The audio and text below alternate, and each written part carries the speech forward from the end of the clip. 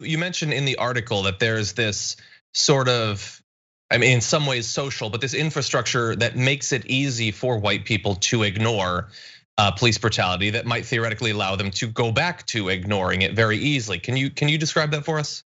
One of the big problems I see here is the media itself, right? It is when we report instances of police brutality correctly, I think you see people kind of know, hey, that shouldn't happen, that was wrong. But so often the media falls back into this trope of simply repeating what the cops say, repeating the police report in an uncritical fashion, unvarnished and without really thinking about what's going on there. I think one of the earliest, easiest examples was recently this whole Shake Shack thing, where the police were, oh, we got poisoned. They didn't get poisoned. That was a complete police union lie. Yet it was initially reported and republished by the media, who took a quote from the police union and just put it out there like it's true. People need to it's a big change, I think, for a lot of white Americans to understand that the police lie often. It's something that Black people are taught from, my kid's 7 and we're teaching him that. Yeah. But white people, you could be a 45-year-old white person and I could be the first person that you've heard tell you that the police lie all the time. And so even getting the media on board to understand that like a police report is just one side of the story, one biased side of the story. And that's actually understand what's happening, you need a real investigation. I wrote in The Nation about Breonna Taylor kind of a little bit before George Floyd died, and so before some of these protests. And one of the things that I noted was how Breonna Taylor's murder was first reported in the Louisville Courier Journal. And that report was cops fired on suspects after they, while executing a warrant, they were fired upon, and one cop was shot in the leg. Also, a woman died. That was the initial report. Yeah. Right? That was the initial report. And it was only later that people were just like, it was a no-knock warrant. They came in the middle of the night. That it was only later that once civil rights attorneys basically started highlighting the case, and a special shout out to Aaron Haynes at the 19th, who really did a great reporting on this.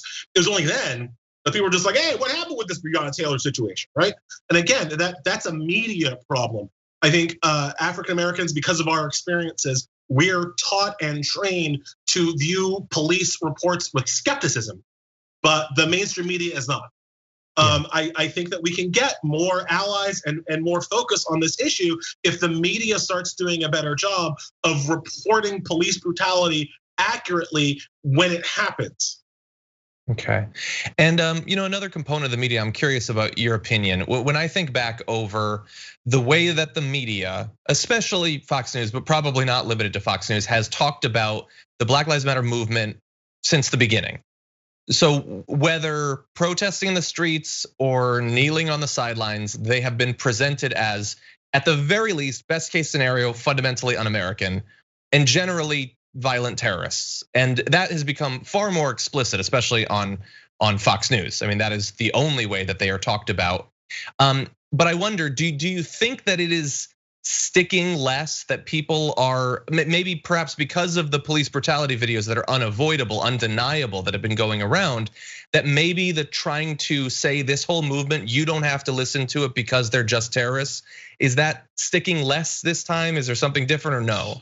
I don't know, man. I mean, I feel privileged that I am able to fairly easily exist both on white Twitter and Black Twitter. Like I feel like I can be in both of those worlds kind of at the same time. And when I turn on the white Twitter for the past week and a half, all I've heard is oh my God, statues. Oh, Grant, oh, Andrew Jackson. Oh, what about, like, all I heard about are these bronze busts of dead white people being defaced, right? You turn on Black Twitter, what do you hear? Rayshard Brooks. You hear Breonna Taylor. You hear George Floyd. So Black Twitter is still trying to make this point that the points of these protests are to get justice for these people. Black Twitter is still making the point that Breonna Taylor's killers have still not been arrested, right? That is a discussion that's happening amongst Black voices. But when you kind of turn to white voices, you think that the biggest victim of the past week and a half was Ulysses S. Grant's statue. Like I give a damn about a statue. Like so when you say, is it sticking less? I mean, I don't know. There is a media industrial complex that does the if it bleeds, it leads, right? And so every time you can get a person like tearing down a statue or busting a window or looting a Target, like that's good copy. That makes for good television. The longer term undercurrent of we need justice for these victims still can get drowned out. Yeah. And so like the whole point of this conversation is obviously to stress that this is a long process that people have to be ready to engage in. I am curious though, in the, I guess the shorter the medium term, legislatively, do you have any expectations out of the federal government? Is there anything that would, to you, count as a substantive win in the short term? If some sort of bill does end up getting passed, it obviously won't be the end, but perhaps as one step along the way, what are your hopes or expectations? I mean, I don't want. It's not, the federal government is not the first line of defense on this issue. Policing is a local issue. I think it'd be great if we could ban chokeholds. Because of my legal training, I think ending qualified immunity is one of the most important aspects to this challenge, and one of the things that has to happen.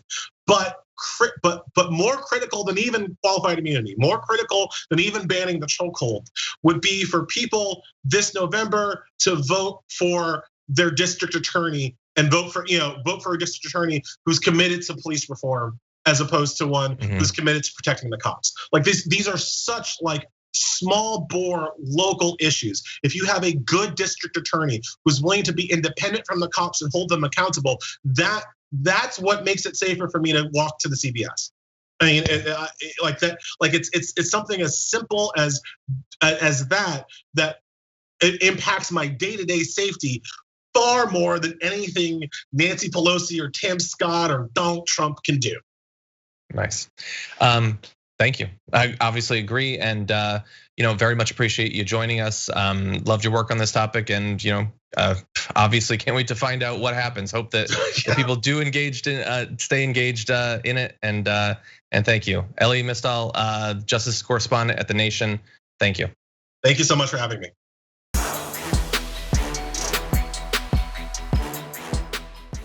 Check out the Damage Report podcast each day, wherever you get your podcasts, whether Pocket Casts or Stitcher or iTunes.